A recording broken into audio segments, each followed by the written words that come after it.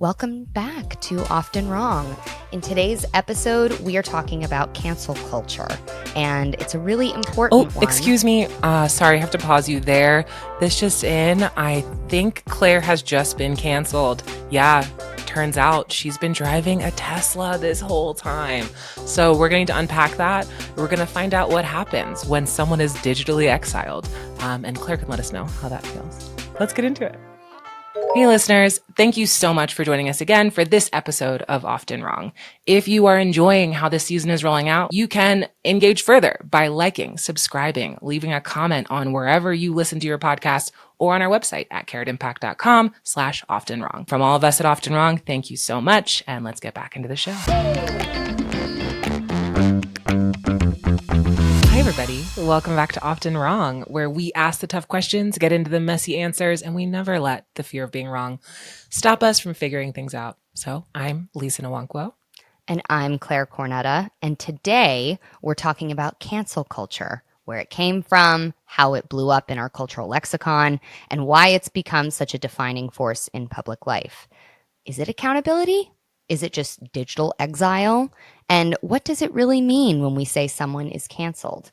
We'll dig into its roots. Spoiler alert, it didn't start on Twitter. And look at the carceral undertones baked into the way that we collectively punish people. And also wrestle with the question that haunts us all. What do we do with the people who we really just don't fuck with? It's a big one, so I think we should get into it.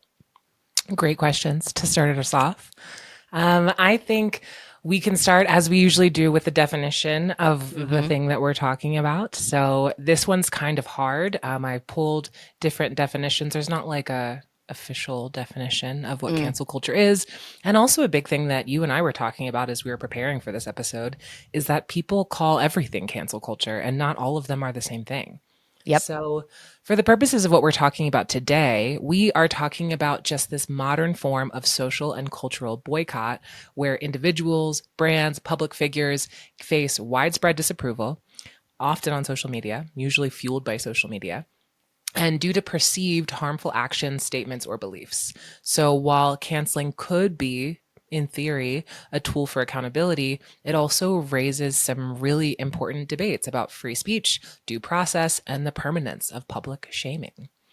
So I think this is really interesting.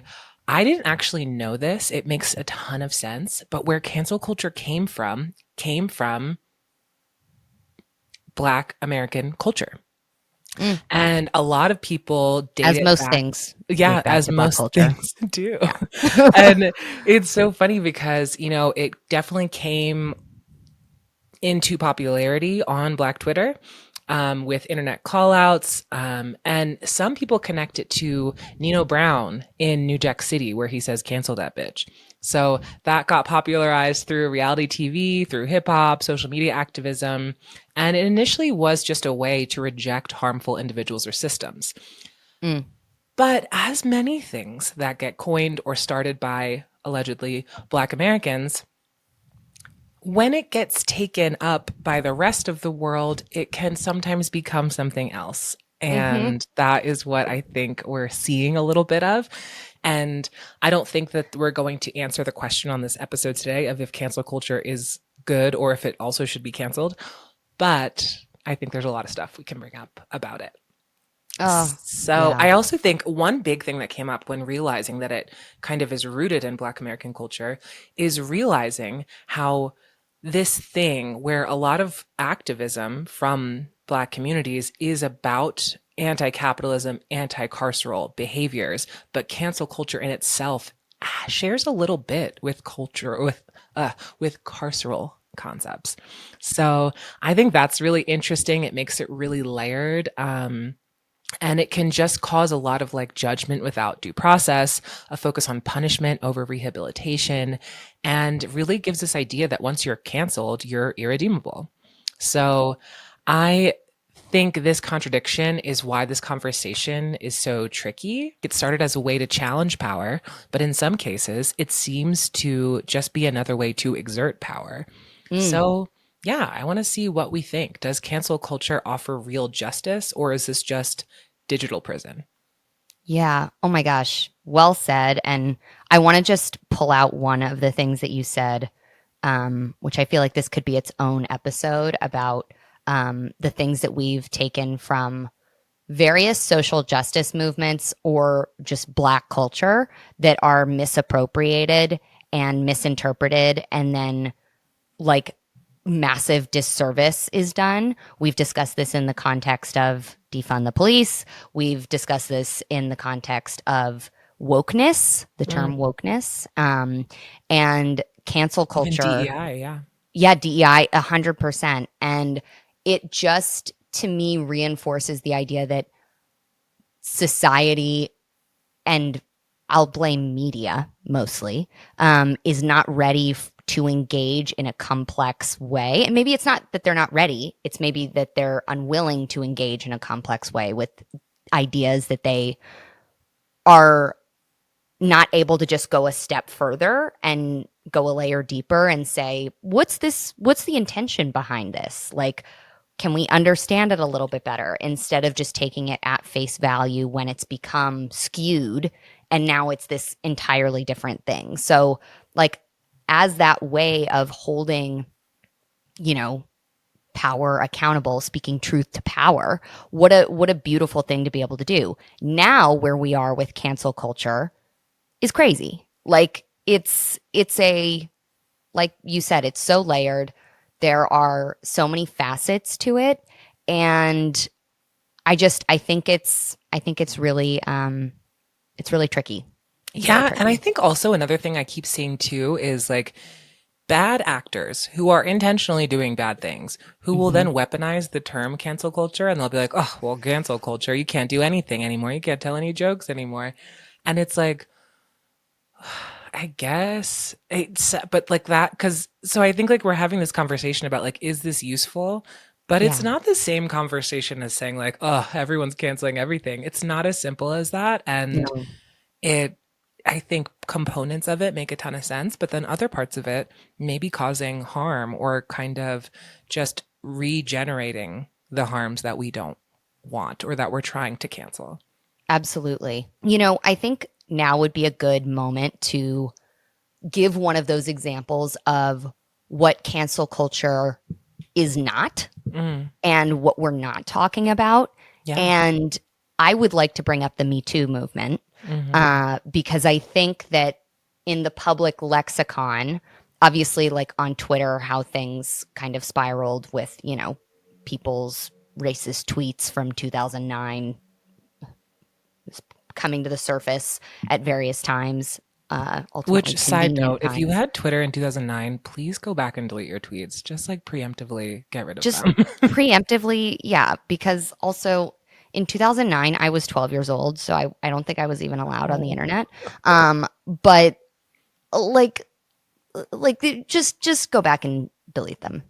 Like, if you Yeah. haven't already and you're a public figure, I honestly don't know what you're doing. That's dumb as fuck. But I think this is an important distinction to make because to me, cancel culture came into the lexicon, and like when I think of certain aspects of this, it's like, oh, men being falsely accused of rape, which Mm, is so rare. It is so rare that that actually happens. yeah. But a man can be taken down. And look, I also do understand that there's an additional fear of like, oh my gosh, your life can be over in 2 seconds. Now, I have seen it play out usually that someone gets accused of rape and nothing really happens. But, other times it's been very consequential. So I'm not going to talk too much about that. What I want to talk about is the overall matter of cancellation versus safety, Mm, because removing men like Matt Lauer, Harvey Weinstein, I could sit here and list numerous, I mean, people in the entertainment industry, for one, that removing them from positions of power within media and entertainment and removing them from office settings is a public safety enforcement tool. It is mhm. a mechanism of ensuring a safe work culture for women and for everyone. But like, that is a matter of, oh, like they'll never work in the industry again. That's not cancel culture. That's safety. Like if Mhm. you bring a gun into the office, you should be fired and you should not be able to work there again. Yeah, It's the that's a same good kind of thing. You've comparison. jeopardized people in your work Oh, environment. It's not like you just and I'm not talking about the people who said something stupid or, inappropriate or whatever. And look, if you've fostered a culture of hostility, like that's something else and it raises concerns and like I would not personally choose you if I was on the board of whatever company you're yeah. in, but like if you have caused an unsafe environment for people to be in, if you have assaulted someone, that is not cancel culture. That's a workplace safety violation and you need to be fired and not allowed to work in that industry again. That's so interesting because I think I wasn't sure if I was going to agree with what you were about to say, Mm, but I do actually, because that does make sense. It's like if you're exerting power in a specific environment, then the answer is you no longer get to have power in those specific environments. It doesn't mean that you mhm, can't open a pizza shop and it will be very successful. mhm. There's things that's not Yeah, about like canceling your whole life, but it's like, well, no, this is the right. reasonable action to take here. You Yep. keep doing this here, so now you can't be here, and then you can't do this. So Yes. that makes a lot of sense. Yeah, exactly. And it's like the other thing is in these instances, and I'll just again stick with Matt Lauer and Harvey Weinstein, who used the industry and its um, numerous kind of oddities and knew how to exploit the system exactly with Right. interns, with, aspiring actresses, with how, productions go. You usually have a hotel room. There's like so many things that they exploited and used to their advantage that specific set of mechanisms that allowed their abuse should not be given to them again. Like, Totally. And also to be clear, Harvey Weinstein did not get canceled. He got arrested and yeah, convicted. So, that's a really great distinction. He didn't yeah, get these are canceled, he different got things. arrested. He committed Yeah. a crime at Mhm. work. That was So, a usually when you crime. do that, you lose your job and you get in Exactly. trouble. Yeah. And I don't think Matt Lauer wasn't arrested, but like having a button under your desk that you can close and lock your door to trap female interns in your office. Which is such a ludicrous thing that I've had a hard time believing it and retaining it in my brain. Like I believe that it happened, but I'm also like, what? Yeah. How? Why did Yeah. you even think of Well, that, let alone do it? I mean, and I don't want to open up this entire can of worms, but like Yeah. again, R. Kelly was not canceled. He was arrested. Hmm. um, Diddy, not really canceled, also facing federal charges. Yes. I Yeah. believe so, yeah. And uh, like we gotta discuss that. But like you said, they could open a pizza shop and like if Matt Lauer had a pizza shop in the Hamptons and I didn't know it, would I probably be safe walking in there? Unless there were roofies in the pizza, sure. Yeah. Like, But it's just like great. you were the guy that was trusted and lauded in this area, Yeah. and now you're not because you Yep. did these things. Yep. So So you're not that welcome back and you shouldn't be. yeah, and like And that's that's a what matter you of offered. safety. That was your job to offer that, and Hmm. you didn't, which is You didn't do your different job. from some people that I want to talk about. Well, not one person that I want to talk about today, Yeah. because it opens up a whole other can of worms when your work and your public facing abilities are varied. And maybe the thing that happened to you didn't even happen at work. And then what does that Hmm. mean? Yep. Definitely. So I want to talk about, I think maybe the first major cancellation, Mm. which was Do Chris share. Brown. Chris Brown. Yes. Honestly, I have questions and thoughts. mhm, I have much to say about this. I've been thinking about this, which is why I'm glad we're finally doing this podcast because or this episode because I have been thinking about this for many years and really just considering like my how I feel about cancel culture. Hmm. And to be fair, just to offer like the full spectrum of context here, I was a big Chris Brown fan. Who wasn't? You were, Yeah. I was, everyone's mom was. He was America's Yeah. sweetheart. Yeah. Good Absolutely. dancer, beautiful Yep. little voice. Like, and then he Yes. was with Rihanna, which how could Mhm. it get better? Yep. It probably couldn't have, but it could get worse, and it did. It got much worse. Much, Yeah. much worse. So I'm just gonna read this off my phone because I want to make sure that I don't say it wrong because it's a very serious situation. Yes. But this is in 2009 and February 8th, where Chris Brown and Rihanna were involved in a domestic violence incident, which resulted in Rihanna suffering many injuries. Now, there's a lot of discourse on, like, well, why did Rihanna do this? Or she, it was her fault, or blah, blah, blah. We're not even going to talk about that because that is irrelevant to the point and also disrespectful. We So, don't blame women no need to for, speculate. yeah. But No. after this, this got major media attention pretty much immediately. Everyone followed along. Chris Brown was immediately canceled. And Chris also pleaded guilty to felony assault, was sentenced to 5 years probation, 6 months of community service, and mandatory anger management and domestic violence counseling. So that's what happened there. But that wasn't the full extent of it. That was the legal extent of it. But really, the way that people began speaking about him, he went from being America's sweetheart to America's bad guy. And that was interesting to watch.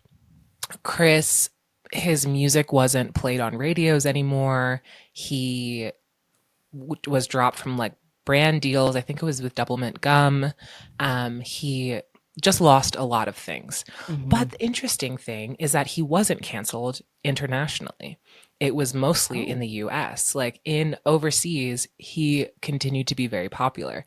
And I think that speaks to, I think it would be easy to say, like, oh, but because they don't care about women as much in other countries. I don't think we care about women in the US. So I'm not going to make that distinction. But I also think that maybe it just the cultural context of what happened and cancel culture wasn't as popular in other places at the same time. Yeah. So he could kind of continue in some ways. He did rebound a little bit, but that's also a big thing that I've seen from this is that you talk to anyone in most circles and they'll say like, "Oh, Chris Brown. You can't listen to Chris Brown."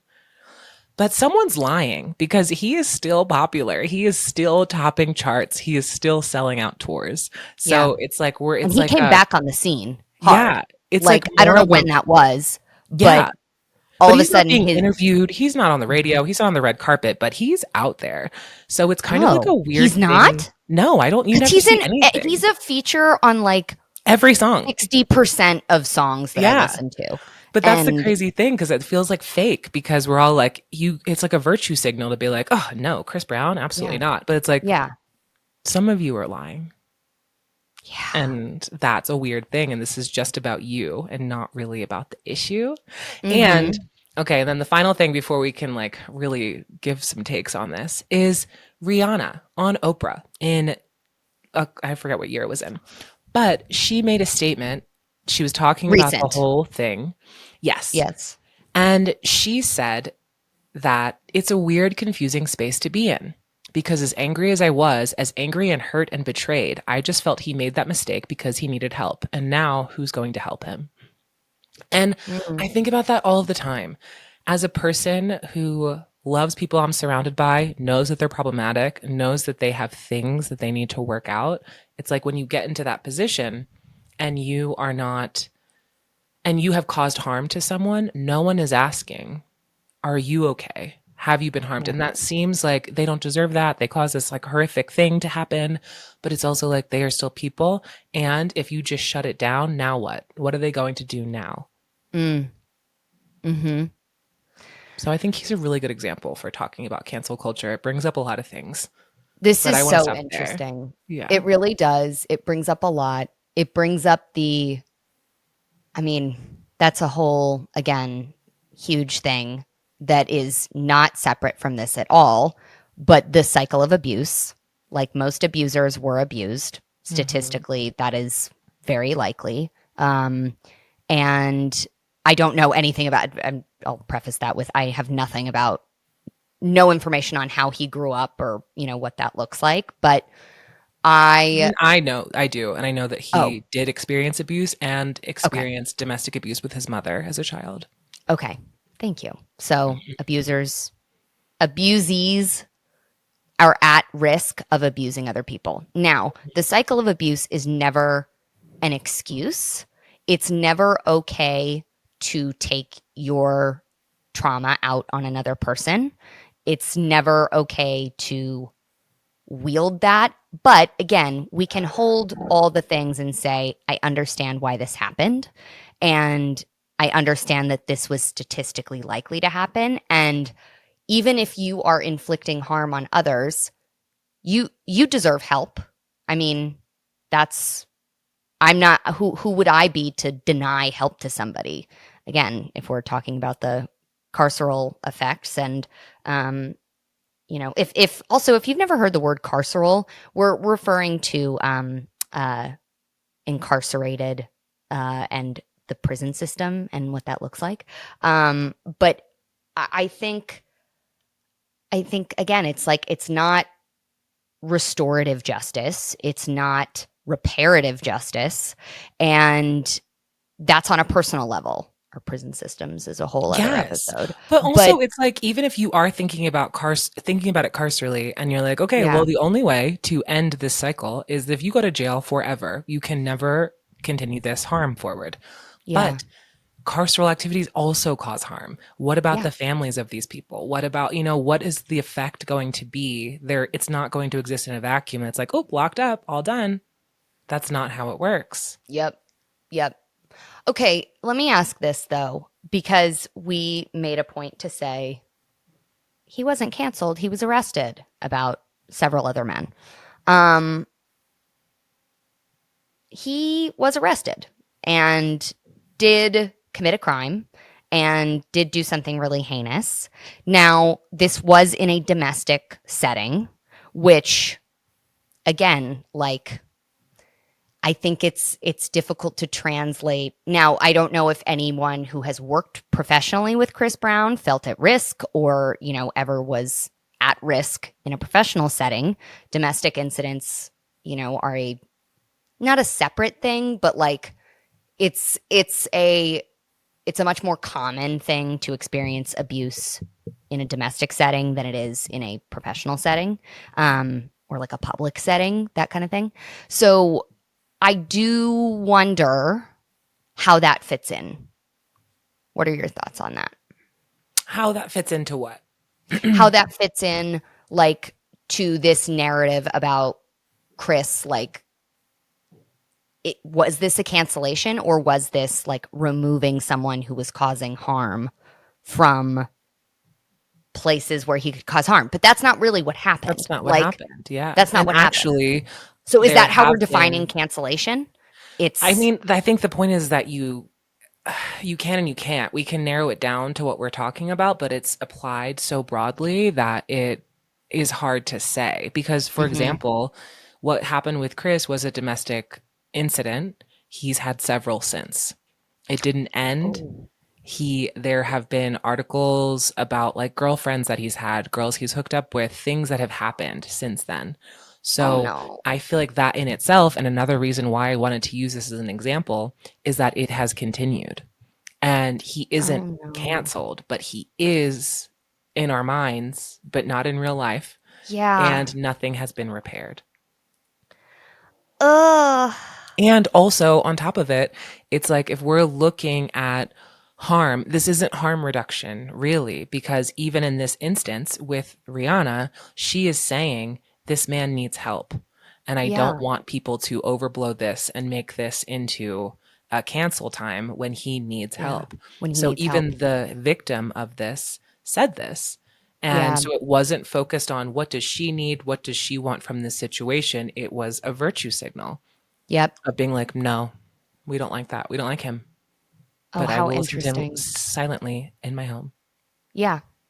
This is so interesting. I feel like there's also a minute here for calling out versus calling in, which, Mm, if we think of the idea of calling someone out just of being like exposing them and saying, oh my God, look at what you did. And calling in is kind of like there are characteristics of calling in, like doing it in private, having, more loving conversations rooted in love and rooted in, I guess promoting healing. yeah, So I restoration. would say that there's a similarity here because, Mhm. but like, I don't know that it's, I don't know that I could envision a world in which social media bands together and goes, Chris, we think you should get some help. Yeah. Here are some resources for abusers. Get some help, look inward, take care of yourself. But But certainly what if calling that out the happened? abuse. I mean, what would that even look like? I honestly, maybe it is more resources for abusers. Maybe Because, it's okay, something heinous happens. We didn't know it happened. A lot of times with cancel culture, it's like you were saying, someone yeah, posted something on Twitter in 2009 and it is just now coming out because yeah. no one is smart enough to delete the things that they wrote when they were 19. Please delete And them. yeah. So I think that that's an interesting place to be because now we've canceled someone. We are not talking about what happened, what that Yeah. mean, what the thing that happened means for everyone, why we're so uncomfortable with doing anything except saying like, not me, I wouldn't do that. I hate Mm-hmm. that. Yep. But then it's like usually this is happening when we don't know about it. So Mm-hmm. then there's going to be more. So in these cancellation examples, we are not doing anything to prevent it from happening again. We're not doing anything to rehabilitate that person, rehabilitate the harmed people. Like there's nothing Yep. besides cancel. And what does Yep. that mean? And what's it for? Yeah. Oh, very well said. I think My real what's it question is, for? It's and honestly, my answer to that is it's for social media. yeah. It's for um it's so easy to band together against a common enemy.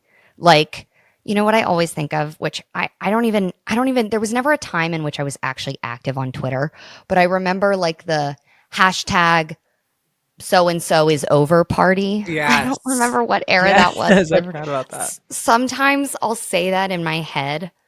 I'm like, you know, if there was like a rotten carrot in the bag of carrots I got for my horses, I'll be like, hashtag carrots are over party, which is, I hate that I do that. I hate that my brain's like that. Um, but like, I think it's easy to unite against a common enemy. Yeah. I really do. But And for what? for what? For what though? It's not actually helping. I mean, Right. clearly, like, I think the initial warning to women about, hey, this man has assaulted women in relationships, like, be wary of dating him. That didn't do any good, it Mhm. didn't. And again, I have no judgment and know nothing about the women he was in relationships after that. Like, I just, you don't know the full story, and I just don't feel like it's my place. Also, when we're talking about abusers, let's talk about the abusers and not blame the victims. Yeah. But to me, it's like, it's just another thing to talk about and to shit about and to, like, blah, blah, blah, run your mouth. The media loves it. It's super easy to get people all riled up. And, it's really unfortunate because no good's coming from it. Yeah. No good's coming from it. We are not It's safer not, since Chris no, Brown we're was not arrested. safer. That's exactly right. We're not safer. Harm is not being reduced. And nothing's transforming. We're not transforming any systems. We're not transforming individuals. We're not, I don't even know of an instance, and maybe I'm wrong, where, someone who was the victim, like, look at Rihanna, who was the victim of the person who was canceled, being like, wow, that their cancellation healed me. No. Like, No. Okay, so I really want to get into how cancel culture is really implicating all of us and how it's just raising the stakes for all of us, but not necessarily raising our consciousness. And I mm, have a good example that I just saw like a half an hour ago, and it's about Chapel Roan, who we talked about in our first episode about. But I Chapel. think today what's happening with Chapel is she just did an interview with Call Her Daddy. And Mm, in the interview, she's like talking about a lot of things. People are saying like, "Oh, they just come off as like mean girls. This isn't the Chapel that we know," which we don't know her. And also she's saying things which are, granted, maybe a little bit annoying, but she's saying like, everyone always asks me all these questions about like being queer and like the queer community, and like why am I the person who has to answer to this all the time? And people are getting annoyed because they're like, your whole platform is about this, you've been talking about these things, and now you're annoyed that you're being asked about it. And yes, if you are going to be in drag and doing all of these things in a public stage, someone is going to ask you about the community, and that's normal. And I think that's a fair criticism, but I feel like the way that people are coming after her, people have been trying to cancel her over and over again for everything that she says, which is silly. But it really points out to me that big question about separating art from the artist. And and I think for me, it's like, well, looking at that, if you separate art from the artist, are you even engaging with the art at that point? Because I think a big question about any type of artist or any type of person is, can you be flawed and still make major mistakes? Can you still cause harm and still say something important? And I think those things, to me, should be able to exist together. Because if we all have to be perfect in order to make a point and to make a change, we're fucked. So it, Oh, I that's really such a good point. thank Go you, ahead. because I feel like Yeah. I've just thought of this recently because I'm always trying to think of like, can you separate art from the artist? And then I'm like, well, yeah, that's what art is for. Like, it's supposed to make you feel a way. Yes. And listen, there's so many ways to interpret this. You don't want to separate the art from the artist. You want to understand that they are a complex being and that numerous things are true. They can Mhm. produce beautiful things. They can produce, let's just say it, a bop, Kanye West. Yeah, Like there are things that like and okay, maybe you're not entirely engaging with the art. Maybe you just like it cuz it has a good beat. Okay. right. You know, that's fine. But I don't think the conversation around separating the art from the artist is a productive one. I think it's really reductive. And I think exactly how you're framing it, like, no, we shouldn't. We should be able to hold things in their entirety. And correct me if I'm wrong for how I'm interpreting this, but like to me, that's this person in most cases has been hurt. This person has hurt other people.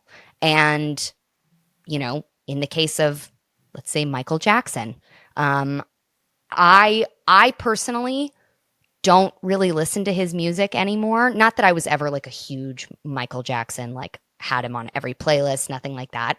But it's not because I'm taking a stand. It's not because I think it's important not to listen to. I mean, he's also gone. He died on my birthday, actually, my Oh, 10th or 11th birthday.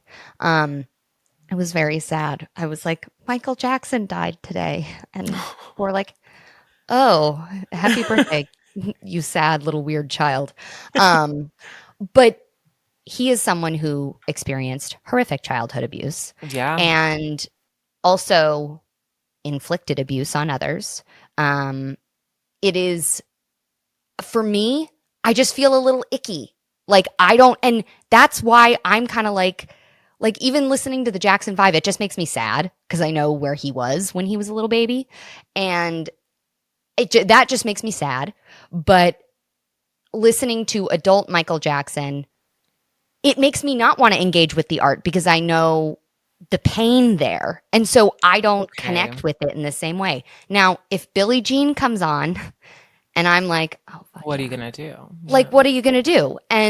But I don't look at this as like I've canceled him in my mind. No, this is so Well, that's a much different more. thing. You are free to not like it, Yeah, or right. you are Or to free just get the to, heebie jeebies from it. yeah, Like, get it's the ick not, from these things. Like, yeah, it's like with R. Kelly. I don't think I listened to R. Kelly a lot before. I yeah. did like the classics, or like Remix to Ignition was huge at a Isn't that time. the only song That's the he song ever everyone knows. had? But Yeah. it's also like now when it plays, I'm like, I've been telling people, because I know this to be true, is that R. Kelly is bankrupt. So all streams, all spins, the money goes to his victims because he is still paying out what he owes. Wait, really? That's actually Yes. great. So That's I tell people awesome. that because for me, when I don't want to listen to him. When I No, listen to his music, it makes me feel gross. So but I'm same. still like, but if you like it, just so you know, you can. Like, it's not Yeah, going to make this man yeah, richer. totally. Wait, But I think that's that's actually it. great. I'm so glad you brought that up because I'm actually thinking of doing the opposite beyond the people that I just don't like R. Kelly. Hmm. I have been thinking in the past week that I'm going to start openly listening to canceled people again that I want to. Because there's some that I do and I pretend that I don't. And Who? why? Who? Kanye, Who? obviously. I was a Kanye Obviously, stan for Kanye. most of my life, but I don't listen to Kanye's new Same. music because it's weird, and I don't listen It's to his not new good. interviews because he's corny and it's like really embarrassing to Yeah. watch. Like yesterday, he Yes. did an interview where he's wearing like a KKK outfit, but it's in black, and we're just like, "This is, are we watching the Chappelle show? Like, this is crazy." This Like, is crazy. Yeah. but at the same time, yes, he is saying that he's a Nazi, and that's gross, and that needs to Horrific. be unpacked. But Hmm. also, he wrote "Diamonds from Sierra Leone." And that was an important song. So it's like those two things exist at the same time. He opened up some conversations that needed to be had, and he's also kind of shutting them down by how he's acting right now. Because, and one big thing I see about him is people saying, like, oh, well, he's bipolar. That's why he acts like this. He's got mental health issues. And they're like, well, he's got all the money in the world. He should just go get medicine. It's not that hard. And I'm like, that's not how mental health works. And we are simplifying something in order to Yeah. cancel this man. But there's like a billion issues Hmm. that are emerging from what he's saying and doing. Yep. And we need to engage Yep. with them as a people. We cannot just Yep. cast it aside and pretend it's just him. It's not just him. There is something Yep. going on, and we're removing any of our collective accountability for these things by being like, nope, it's Kanye. He did that. I don't Yeah. think Kanye invented the things that he's saying. He does Yep. sound like a freaking loser, but Yeah. we need to talk about it. 100%. And there's a lot to unpack with Kanye, but for the Yes. purposes of what you were saying, I've been listening to his music. There was a time where I Yeah, me too. stopped. When he said that slavery was a choice, I had to take a break. But Me too. That was, yes, that was mine. And then I mean that was around the time that he just got crazy Nazi also and just mhm. started saying things about the Jews. And I'm like, "Ooh, who asked you? Why? And you can unpack that all you want. You can say, people just say shit for shock value. Sure, all of it's true. Yeah. And we'll never know what's exactly going on inside an individual's mind. But It's not even I really mean, important, 808s and honestly. heartbreaks. Yeah. I mean, My Beautiful Dark Twisted Fantasy, college come on. dropout. So much of that, and honestly, Life of Pablo. I Mhm. will never forget smoking weed in my car and listening to Life of Pablo in a parking lot and listening to the entire thing and just being like, this is a fucking masterpiece. Yeah. And being so moved by it and so deeply like that is art I will continue to engage with and art Right. that I feel like I can engage with. But And it's also so like while listening to those songs that are masterpieces, are you saying, yes, I endorse everything Kanye says because I listen to no, any of these songs? I listen to I no. Wonder and now I endorse him. No, that's Yes. not what Oh, that means. I love that song. I was just That listening to is it. me too. But I then it's wonder. also like, yeah, you think about things like famous artists from our history. Frida Kahlo Mm, um, is a flawed person, or was a flawed person. But we also some of the most iconic artwork that has ever existed. There's like yeah. so many things you can look at artists and whatever kind of art it is, whether it's painting or music or anything. I just think it's like there's so many people who have made art that has really moved society forward, but then we find Mhm, out later, bad guy.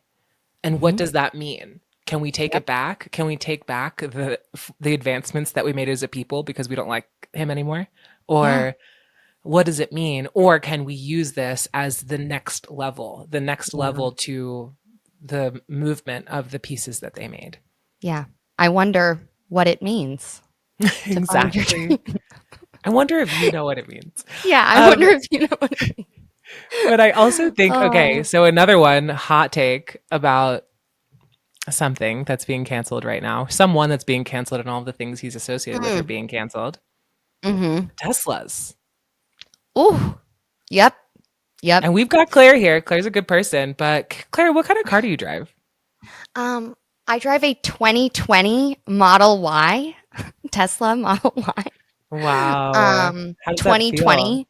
I bought it used. Honestly, I bought it used in 2022. And this was after Elon Musk had said shit about his trans daughter. And I was really pissed about that. And I was like, I'm not fucking buying a new car. And this is prior to shadow government. I Yeah. also have an issue, which again, this needs to be another episode. I have an issue with billionaires putting a shit ton of money into space and not trying to reform transportation on Earth, which is great. Mm. I'm kind of anti space colonization. Um, but Good take. I think, yeah, that's we should discuss. But I think realistically, I shouldn't have to justify that I bought my car used. I did it for my own. I didn't do it to be able to tell anybody else. I do it because I'm a stubborn little shit. Like, and I Are didn't you want to gonna give start it this on man money. fire and boycott? Yeah. Like, I mean, what? How is that? What? Why is that happening? That is so crazy. And I've seen the bumper stickers that people are having to put on their car, or like I saw an anti Elon Tesla club and I kind of chuckled. But like, you know, this man built an incredible product. I love my car. My car is a little tank. Okay, And we're not advertising for Teslas on this podcast. no, we're not. I'm sorry. But I love my car. And That's fair. I he mean, he how would you he know? also did make electric vehicles accessible to the masses. And in states like California, where our gas prices are incredibly high, and we have all these mandates about like switching to electric vehicles, which I have a lot of thoughts about also. It largely hurts working class people and the poorest among us. As most things do. Yeah, and it's as most things do, but it's really frustrating because people have not been able to access electric vehicles, and now at the price point that they're offered at, and democratizing access to electric vehicles, making the overall market more accessible for EVs. It's really wonderful, and so I don't think anything he's doing now negates that contribution, that earlier contribution. But I still don't agree with anything that he's doing now. Like, good Yeah, God. that's hard for So, me to stomach, but you're right. it's But also, yes. you know what you can't answer for? Hmm. Cybertrucks. I Hideous. am so sorry. I'm a Cybertruck Get them away hater. from me. They're so ugly. I can't. I am so offended A by them. Cybertruck is Elon Musk's soul in car form. Hideous and taking up too much space. Also extremely dangerous. Those Yeah. things should not be on the road. Yeah. I hate the Cybertruck. It is disgusting. And It makes me irrationally angry when I see them. oh, me too. And I see a lot of them. I see Mm. a lot of them. I just saw my first one in Mexico City, and I'm like, come Oh, on, guys. that's rude. We That's can't do this. disgusting. No, no, Cybertrucks are awful. And yeah, I make no apologies for them. But this is actually a good thing to segue into a thing that I think is happening with cancel culture where people are finding benefits in one way, but they may or not, they're probably not happening in, the personal, like we just discussed with certain people, how it's not a real cancellation. I think this is being conflated with corporate boycotts. And I think that is something that has gotten really popular on the internet too. And I'm glad to see that. I think, for example, like right now, since the DEI backlash from Target and since they removed like their Pride interactions, which, disclaimer, I used to work with Target for their Pride activations and have marched with Target multiple times at New York Pride before they got new leadership.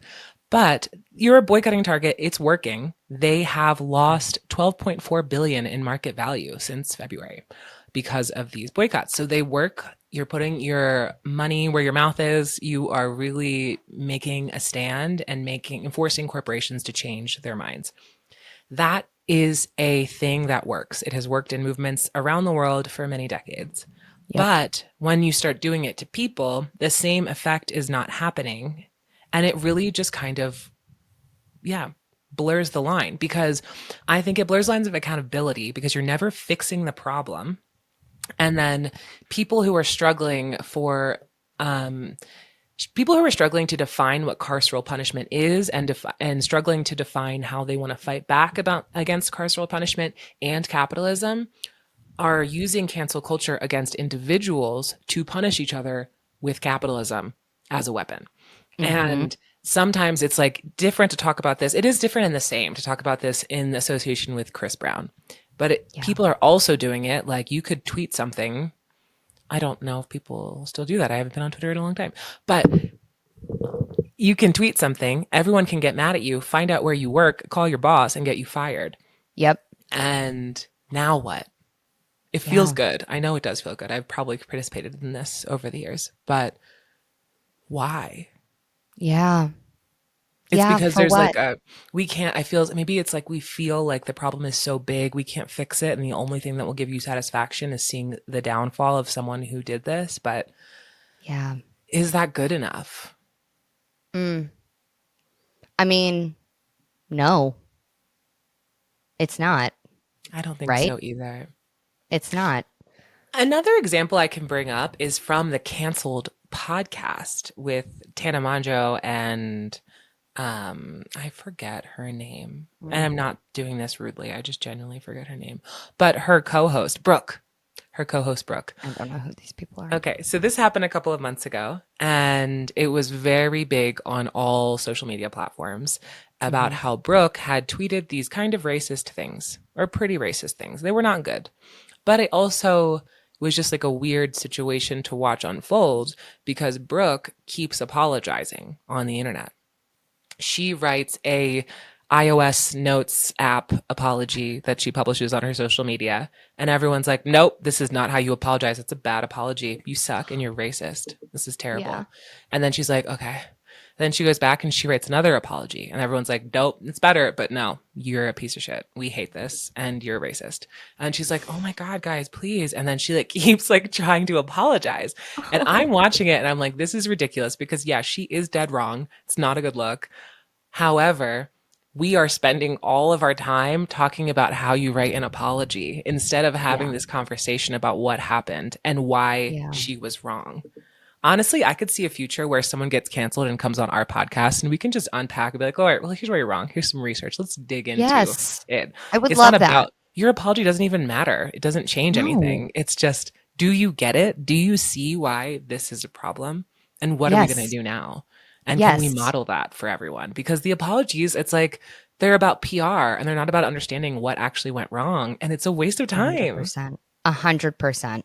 It's such a waste of time. And look, like, I think most of the offenses I've probably committed over the years were done before my prefrontal cortex was fully developed. Like, in those instances, I'm just kind of like, give them a fucking break. It was 10 years ago on, well, 2009 was not 10 years ago. That was squarely 16 years ago. That's, oh my God. People born in 2009 are 16 years old. I'm so sorry. That was just a horrible realization I just had. Nope. I don't care for that. But I think you're exactly right. Like, instead of talking about, there is still stuff to talk about there. You know, it's like, oh, look, I was a kid. I didn't fit in. I was clinging to whatever I could that was, you know, blah, blah, blah.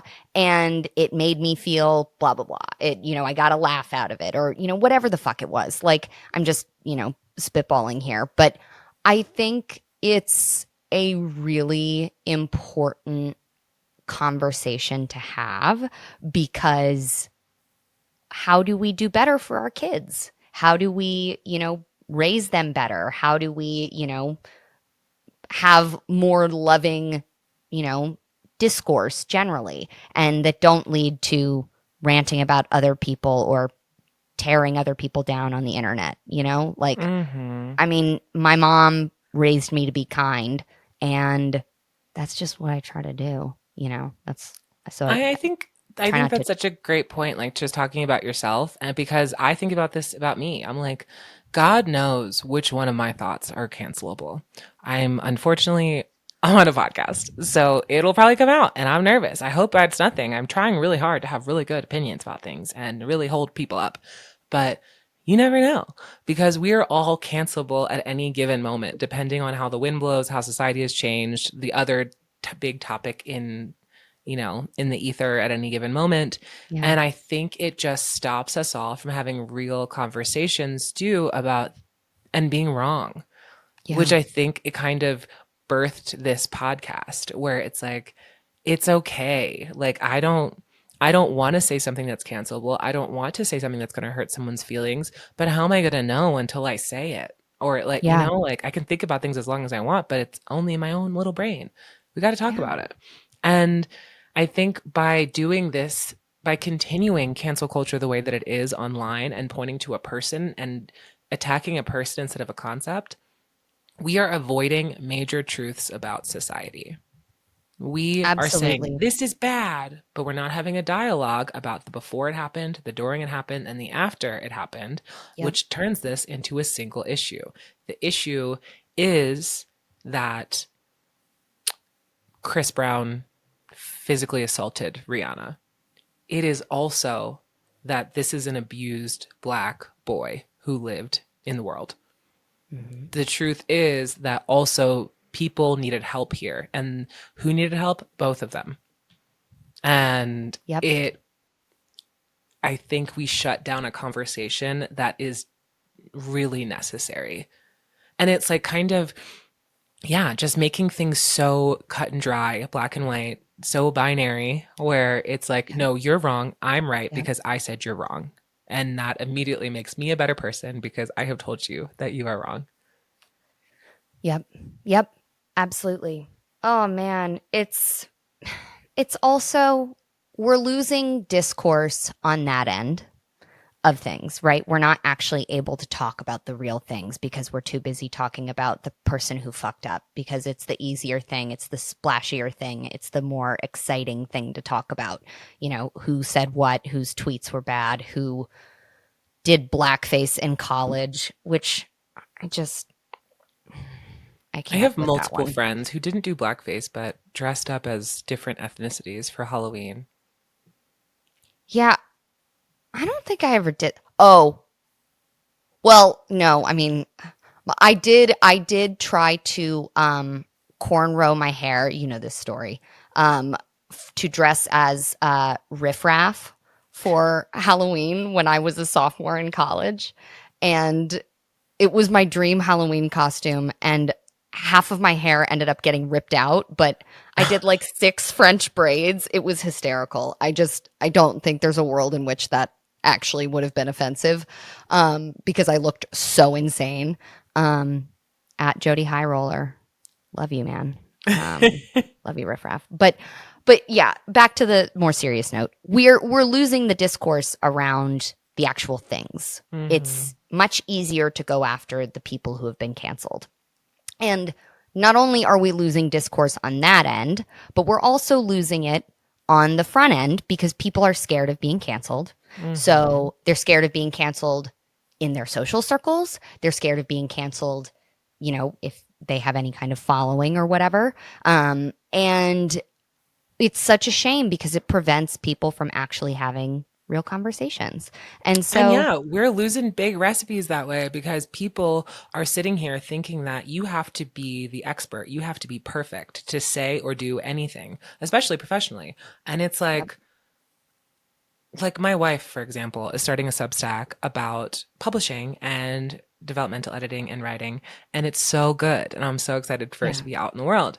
But she's worried, like, what if I said something wrong? And I'm like, this is crazy. This is an unreachable standard. None of your media personalities know exactly what they're talking about all of the time. They're just trying. And if you yep, get corrected, good. You got to yep. learn something and you got to learn it publicly in front of other people. This is all good Yes. news. What a And wonderful thing. She's yeah, she's the first lady of Often Wrong. She literally. should, I mean, I'm honestly, like, hello. Sean, Have you heard of my girl, podcast? you married in to the You married the well, often wrong. technically. No, You're technically Mrs. she Often did Wrong. marry into the podcast. The podcast predated Yeah. your marriage. So, Yeah. Yeah, it really did. So what do we do with cancel culture? It's clearly not the perfect solution to societal wrongs. It can hold people accountable, but it can also be reactionary and unforgiving and inconsistent. And if we really want to rebuild a better society, we can't rely on just exiling people and pretending like it's justice. Well said. I think real change takes conversation and not just cancellation. It means engaging with each other about why something is wrong before we demand that everyone gets it right. Yeah, absolutely. I mean, I think it means that we need to ask, are we pushing for accountability or are we just pushing for punishment? And are we making space for growth or are we just closing the door forever and praying it never happens again or pretending it, you know, won't happen again? Mm. Good questions, because I think at the end of the day, if we want to create a culture that where people get to do better, we have to be willing to talk, we have to be willing to listen, we have to leave room for transformation, we have to leave room for the fact that we are wrong sometimes, and that maybe all we need is just more digging into it together. It's not, I feel like canceling someone may sometimes feel like it's a solution, but it's not the same as building a better world. It feels more like a band-aid for cancer, as terrible as a metaphor as that is, but it's just like it's irrelevant. It doesn't do Yeah, anything except like appear 100%. to be useful, but it's not. Yes. And yeah. Oh, I think that was well said. A band-aid for cancer. That's if you take away one thing from this episode, I hope it's that metaphor. Um, Literally. yeah, I mean, really. Well, I mean, that's it for today. I think we need to keep this conversation going. Yeah. And, we definitely don't have all the answers, but we know one thing for sure, and that it's okay to ask these questions anyways. Sure is. That's what we're here for. So if you have any questions, please put them in the comments on Spotify or Apple or on YouTube or at www.carrot.com/oftenwrong. You can Yay. give us your questions. You can give us your updates. If you disagree with us, let us know. I feel like one thing I want to say about this podcast is, like, for all my haters, I've given you a perfect opportunity to anonymously tell me why I'm wrong, and you're not taking it. So I just don't get it. But I'm here. I'm waiting for it. And let's dig in.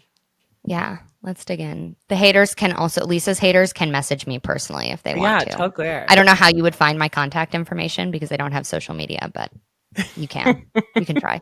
Just leave it in the comments. It's all right. Okay. All Thanks, right. everyone. Talk to you later. TTYL. Often Wrong is produced by Lisa Nwankwo, Claire Cornetta, and Joe Abdella. This episode was shot and edited by Joe Abdella. Special thanks to Michael Drummonds. Often Wrong is a Carrot Impact podcast. Go to carrotimpact.com/oftenwrong to learn more.